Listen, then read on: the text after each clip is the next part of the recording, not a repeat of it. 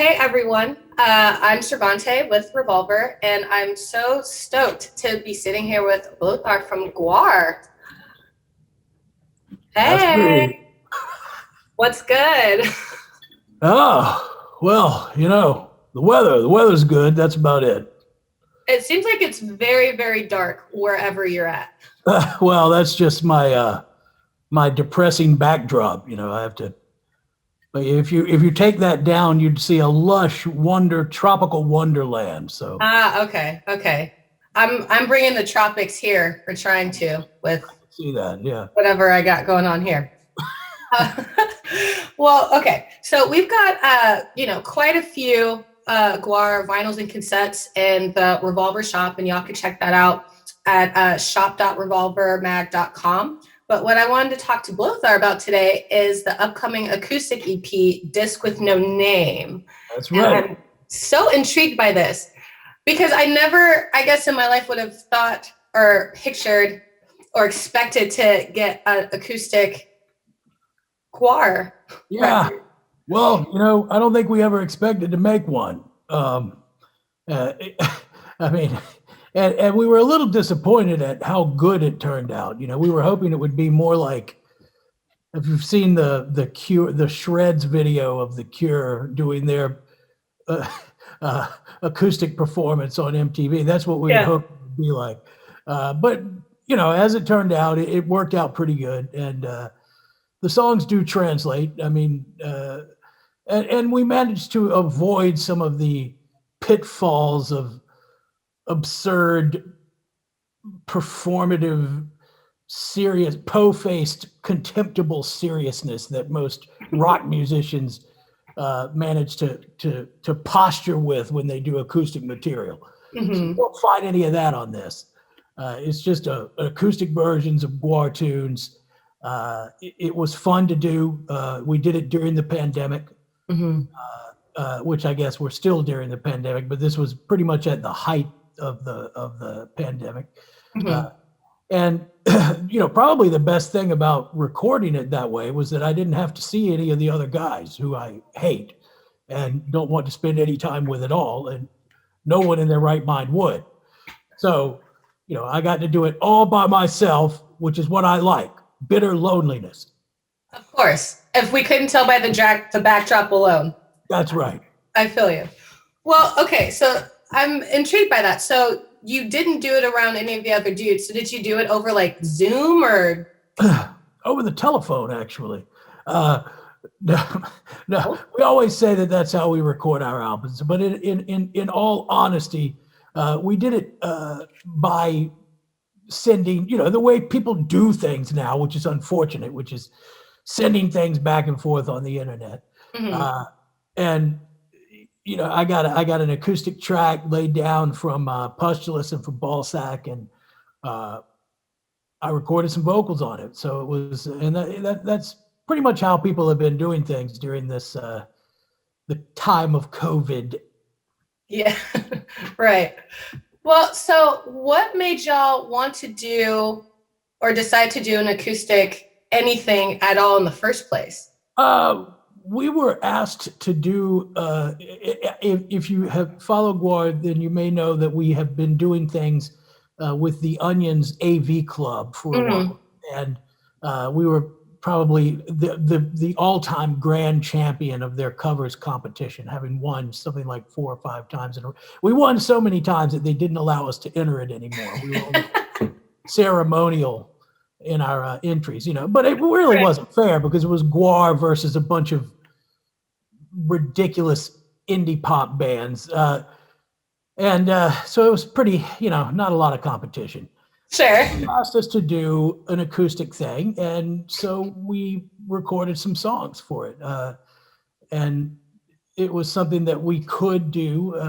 So it made sense. It made sense for us to do it. It's probably, I don't think that we would have done it minus the pandemic, right? Minus the issue of not being around. Although now that we have done it, I think we see the potential in the format for maybe doing something else like this in the future, uh, because it was surprisingly fun.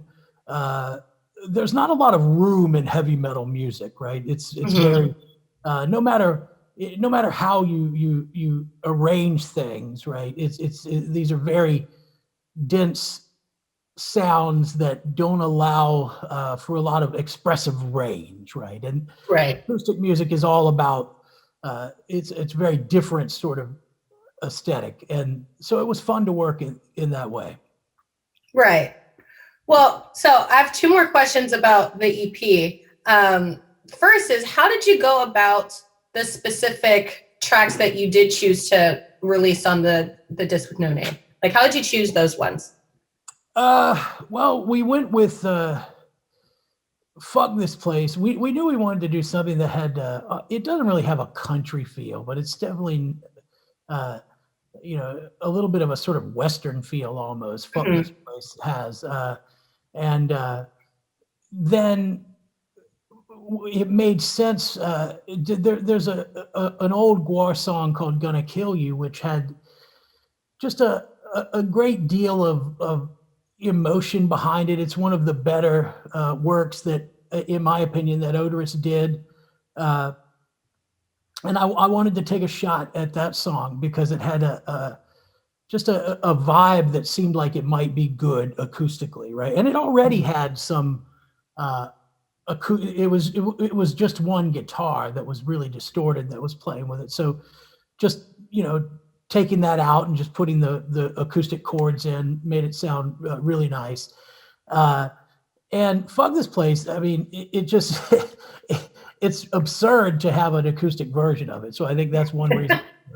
Monster really has sort of a blues rock feel, so it was pretty easy to settle on, you know, well, let's do a version of this song that brings out the blues rockiness of it. And partly that's because we had performed this acoustically once before. We did Monster at what is the name of that place in Brooklyn? There's a great metal club there, very small. Not the Viper Room, but I don't know, something like that. It was a very small place up in Brooklyn that we performed at, and so it made sense to try and recapture some of that. And then Road Behind always that has acoustic guitar on it anyway, so we just sort of took out all the other stuff, and you know, we just went with the songs that seemed to lend themselves to this medium. Right. Yeah.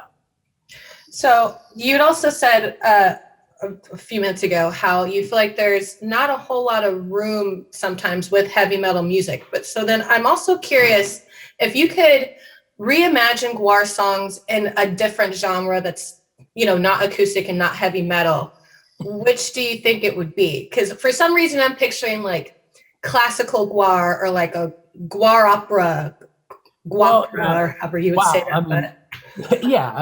Well, those are good points, and we're working on a record right now that has some elements of, you know, recitative from opera, right? And GWAR has always been influenced by the rock operas of well, Andrew Lloyd Webber, the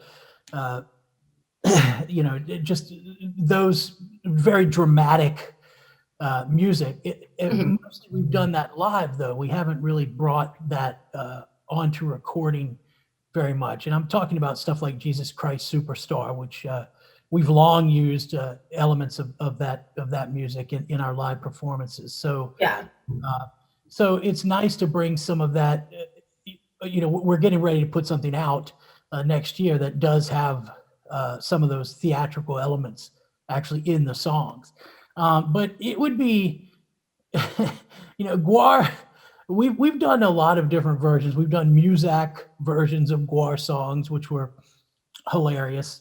I think that, you know, reggae versions would be particularly egregious, but that would be terrible, wouldn't it? In the best way. Yeah.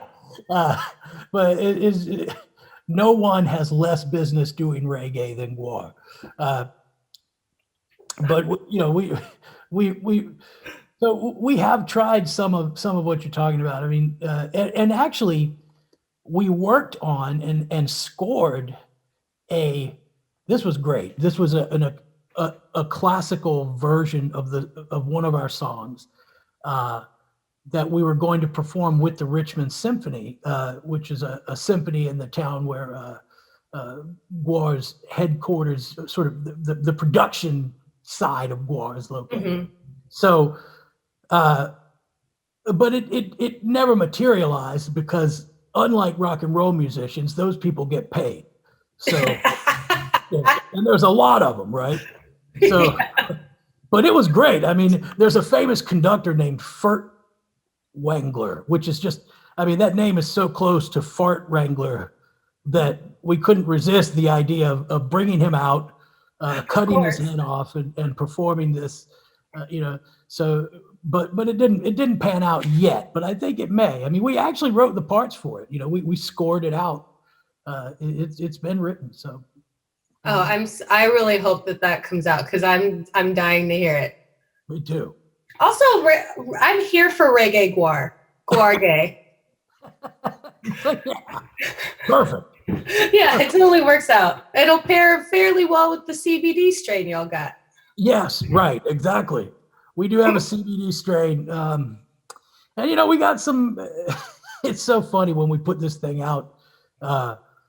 You get people can't imagine, your regular weed smokers can't imagine that there are people in the world who use CBD that's not intoxicating. So right.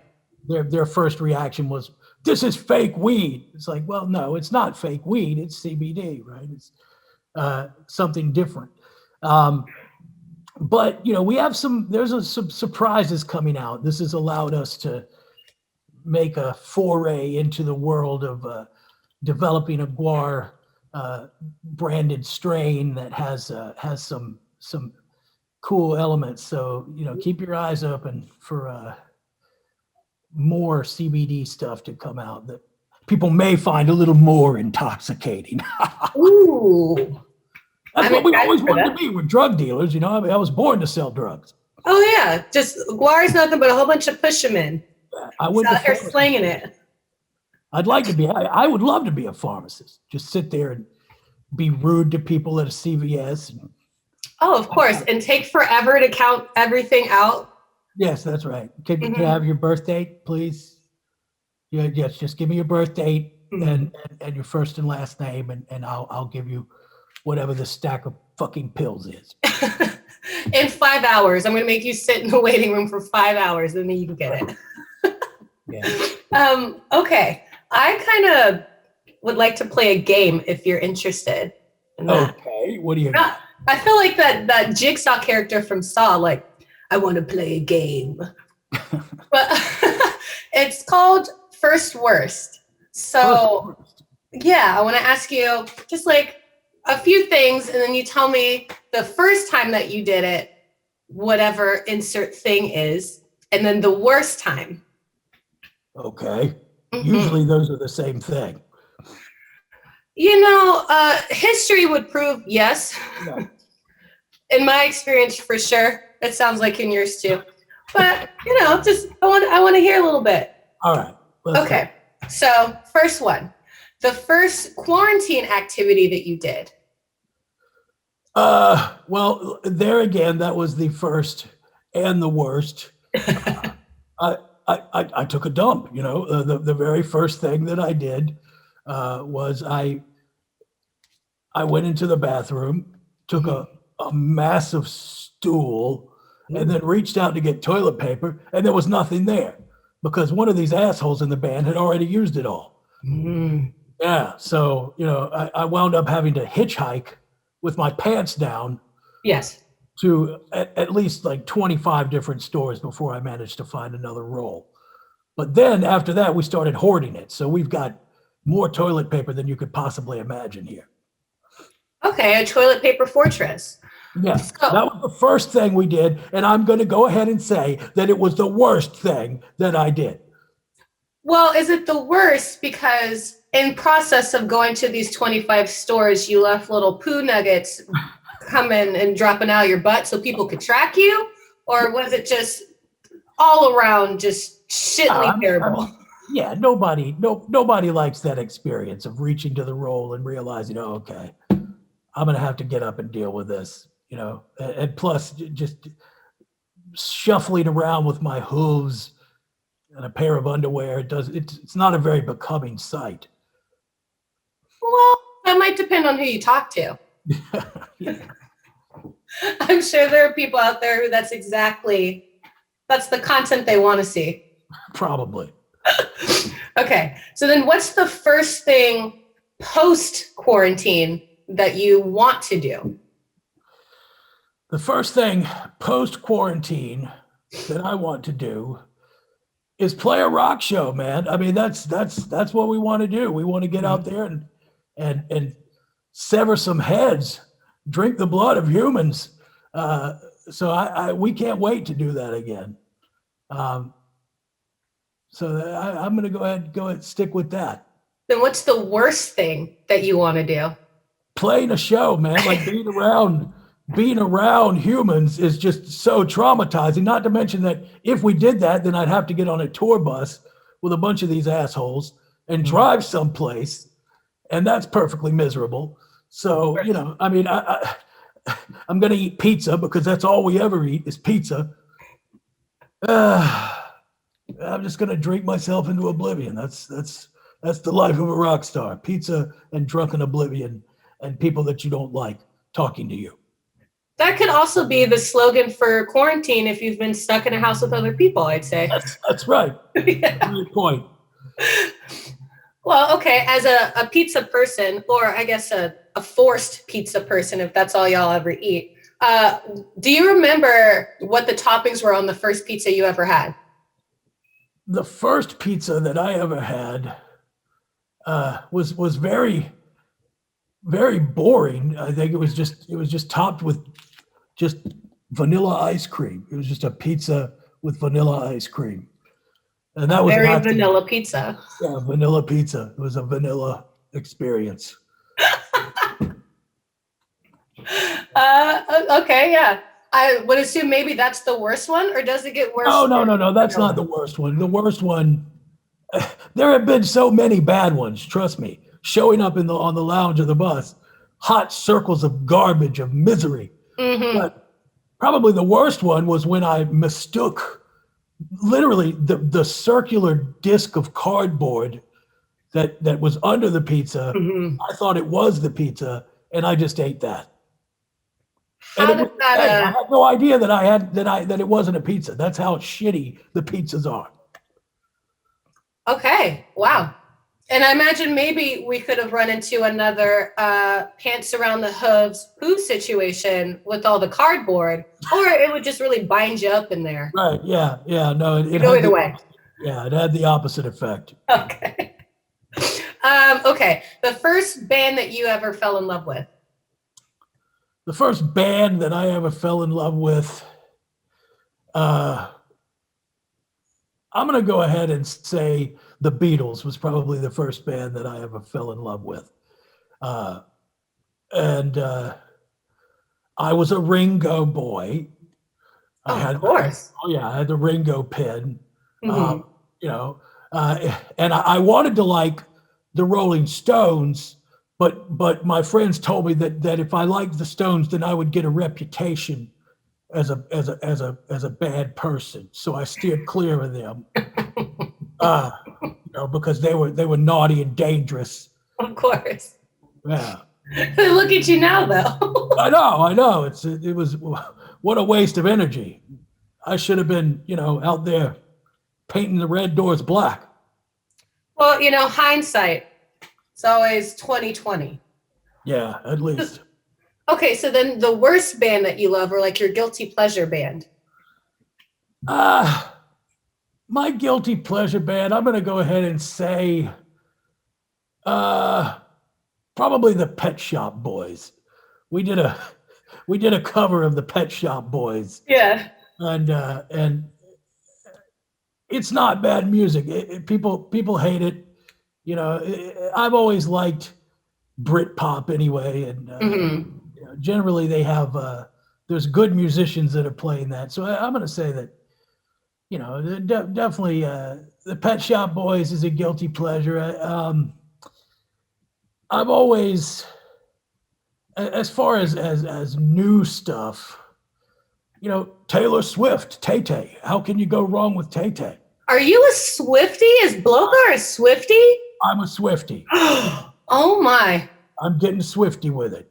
Getting okay, we're hearing it here first. I had no idea that you were a fan of the Swift. Sure. You were part of the Swift Nation.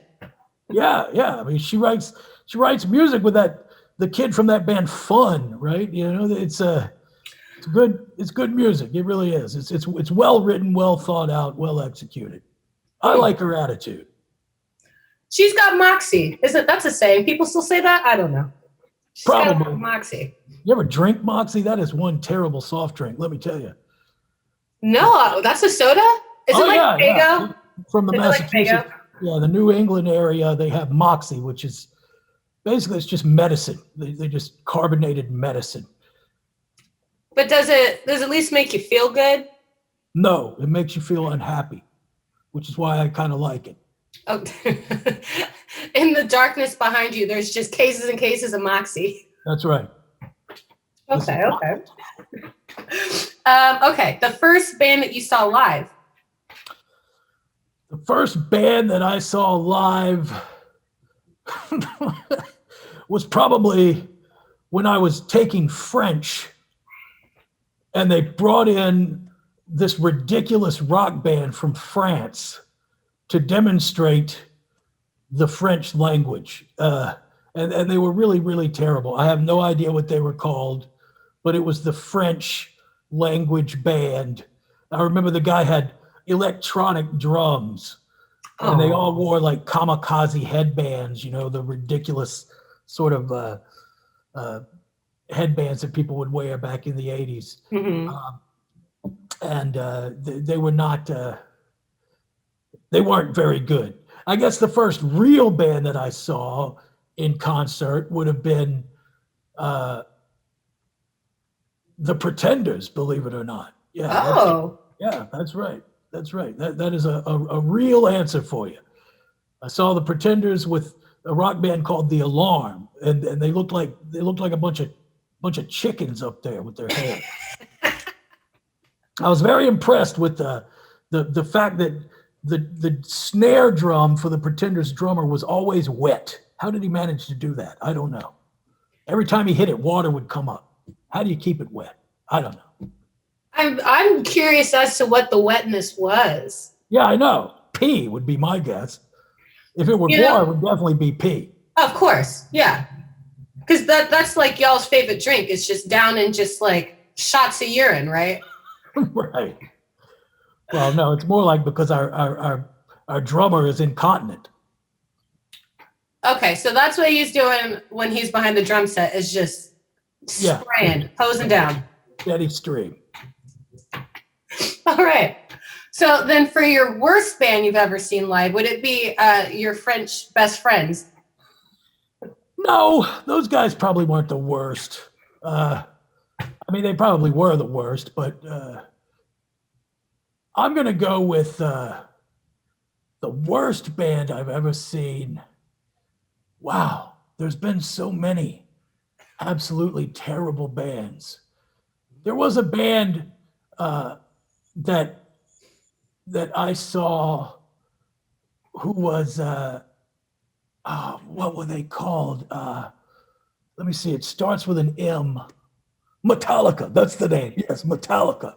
The worst band that I ever saw. The bass player walking around like a weird, I don't know, like this weird gorilla walk that he does. And then the drummer just looked like he was 500 years old. He looked older than me. The drummer looked older than me. And he could barely keep a beat. The only thing that was any good was the guitar player. Okay. So 1 out of the 5. Right, yeah. Okay.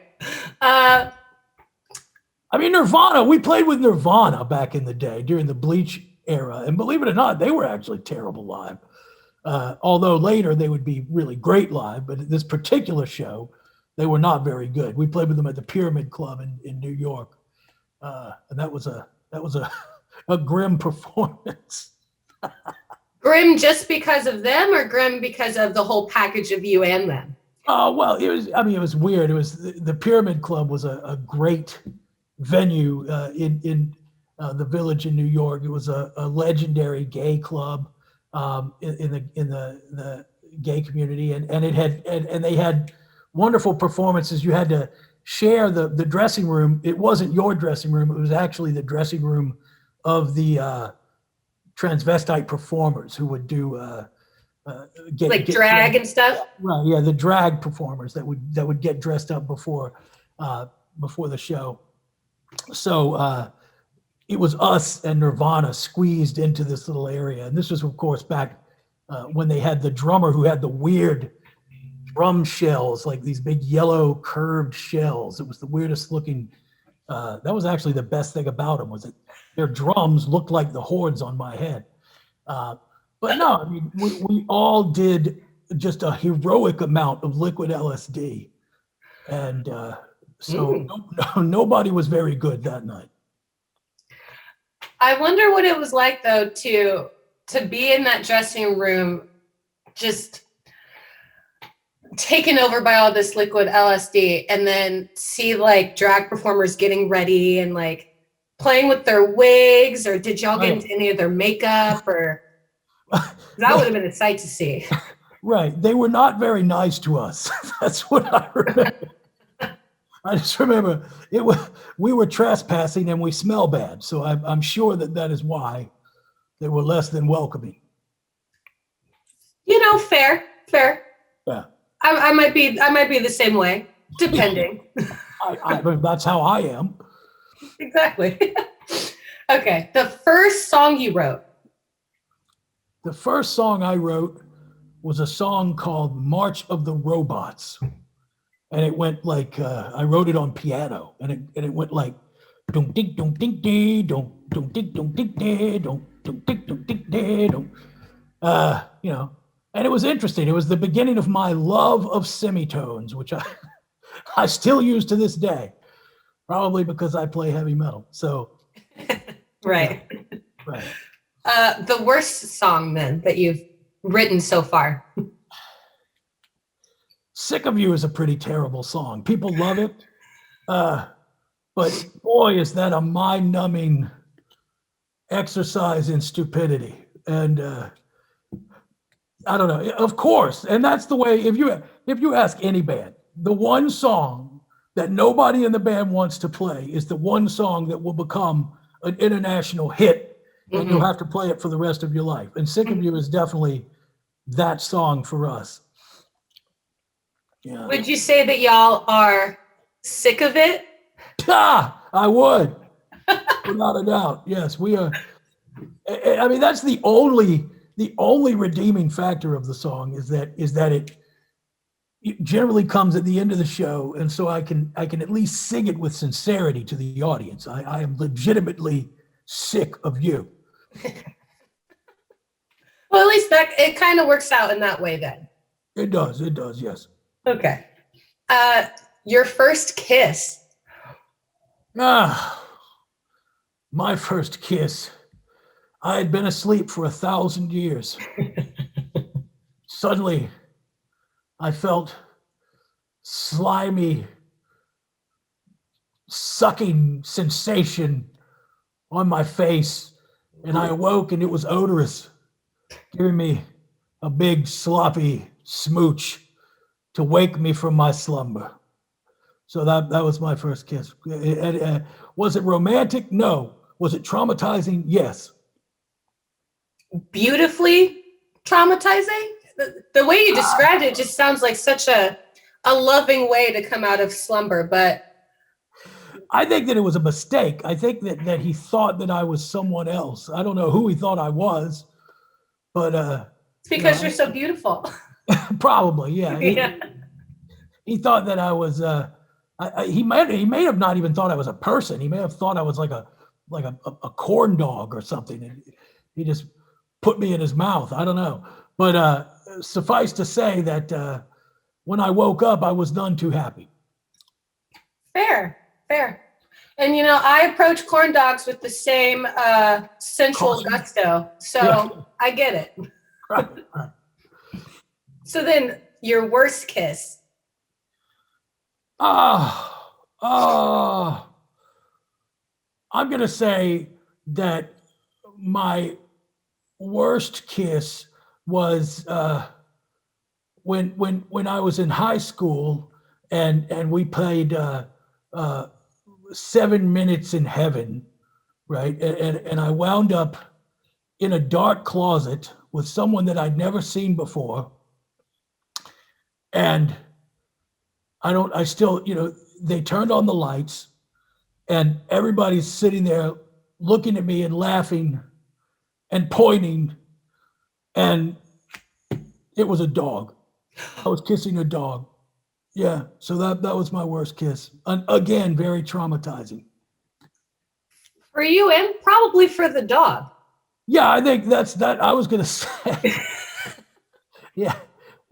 And that was Pookie the Wonder Dog, who became a staple in GWAR performances. Mm-hmm. There you have "I'm in Love with a Dead Dog," one of the early sort of beefcake numbers or beefcake compositions. So. Well, now we know where it comes from. You're 7 minutes in animal heaven. Yeah, 7 minutes in heaven, and then just being humiliated by my band members. Can you imagine GWAR sitting around playing "Spin the Bottle" and 7 minutes in heaven? I'm picturing just a lot of corn dogs, a lot of urine, a lot of it's all a lot. There's a lot going on. Yeah, it's just one big frustrating mess. Yeah. Okay, so you're like a brunch fan, right? You're a brunch goblin? Of course, yeah. Brunch is the best thing that was ever not invented. I mean, I don't know.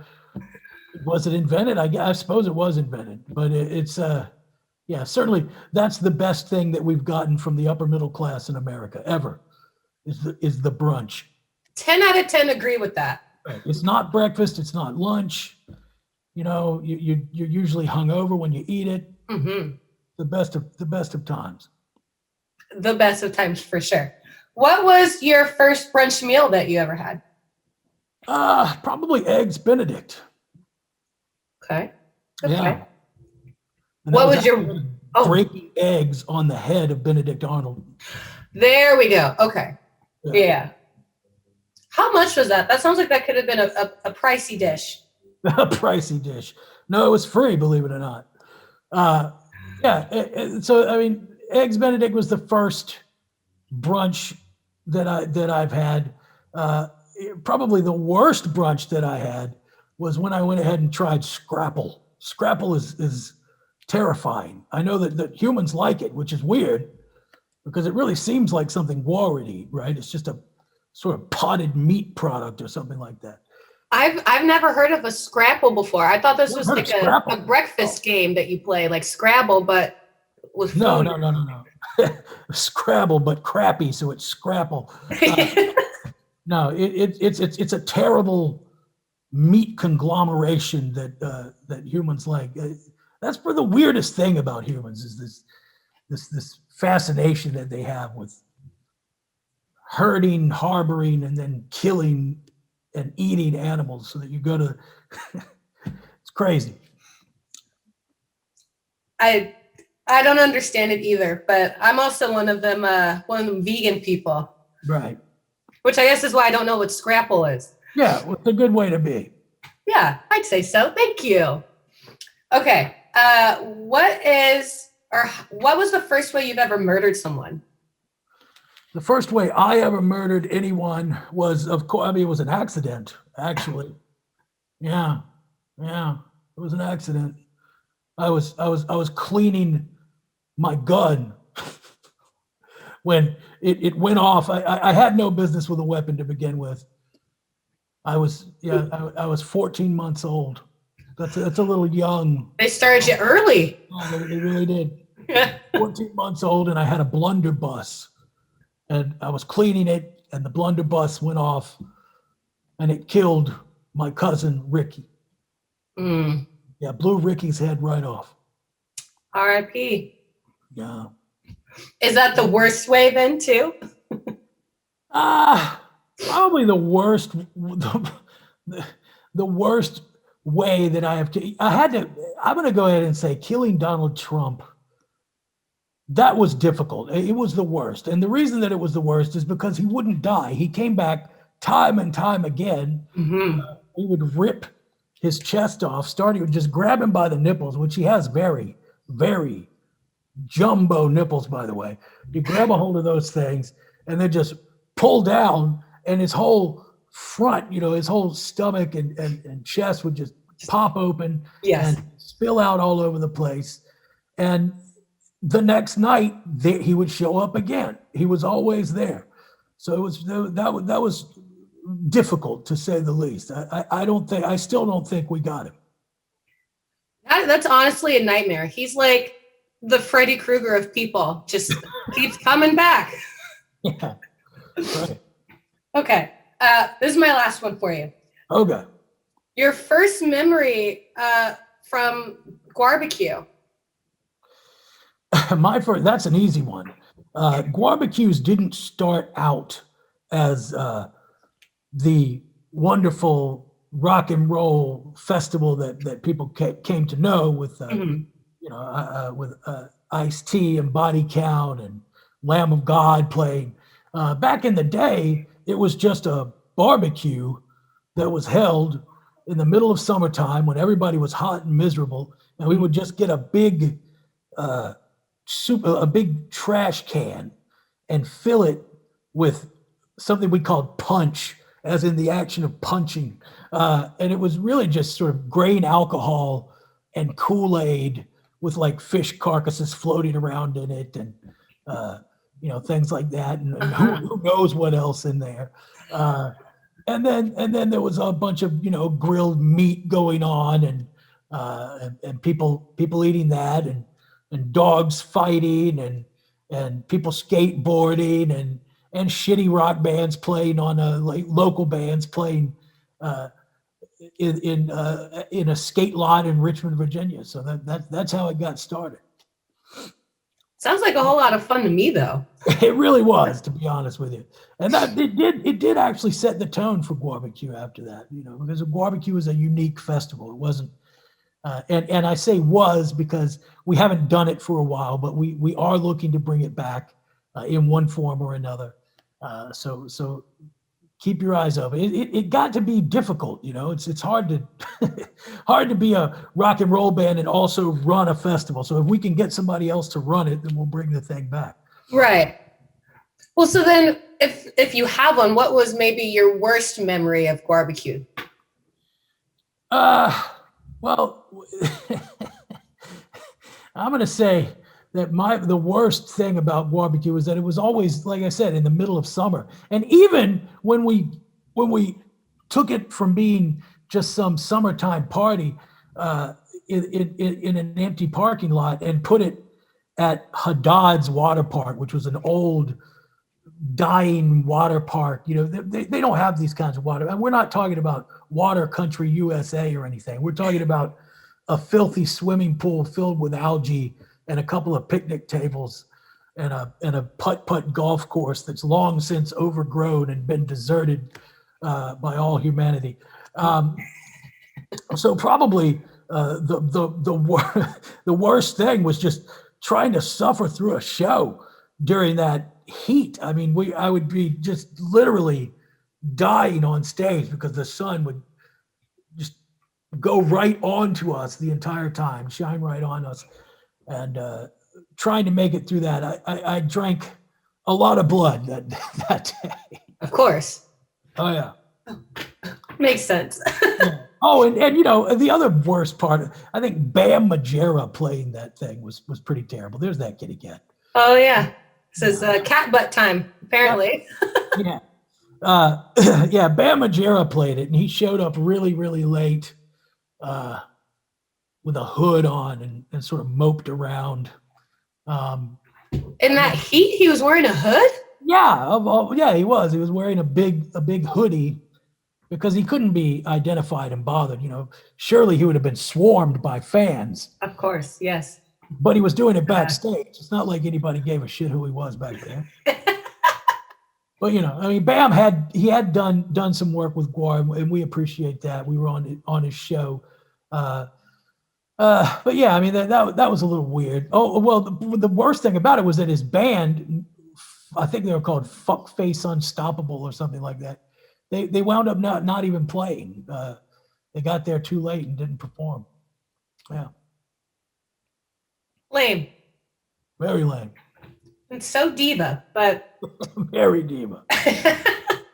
Well, I hope that another GWAR B-Q happens. I've been wanting to go to one, but I'm on the other side of the country, and me and Heat are just not the best of friends. Yeah. Tell us about it. GWAR are from Antarctica, right? So we really have no business being in the heat. But yeah, it was bad. Probably Warped Tour in Phoenix, Arizona may have been a little worse. That was up to in the 114, 118 degree area. And I had an ice suit that I would wear. It was like literally packets of ice that I would put on and then come out and perform. And halfway through the first song, I was just wearing a bunch of melted water. Didn't last very long. Did you go and put it all over the drums, and that's how the drums were wet for that day? No, I did not. I don't know how he made it through those, though. Who knows? Okay, well, thank you so much for talking to me and playing this little game. That was fun. Sure, it was. I enjoyed it. Yeah. So, okay, Disc with No Name comes out next month on May 28th, right? Yep. Okay, cool. And where can people find that? On the GWAR side, I imagine, but... Yeah, you can find it on GWAR.net is the place to go to buy this. But of course, it will be, it'll have some presence at retailers around, wherever your finer record stores, you can get it there. And of course, you can always get it the way people get music now, which is very sad, which is on the fucking computer. I thought you were going to say, which is to just steal it. Yeah. Well, that'd be great. Okay, so steal the EP. I'm just kidding. Steal it. No, don't kid. Go ahead, steal it. Who gives a shit? Music apparently is free anyway. There we go. Okay. Oh, and also, if y'all want to check out any more GWAR cassettes and vinyls and stuff, go to shop.revolvermag.com. And thank you again. It's been a pleasure. Oh, thank you. Yeah.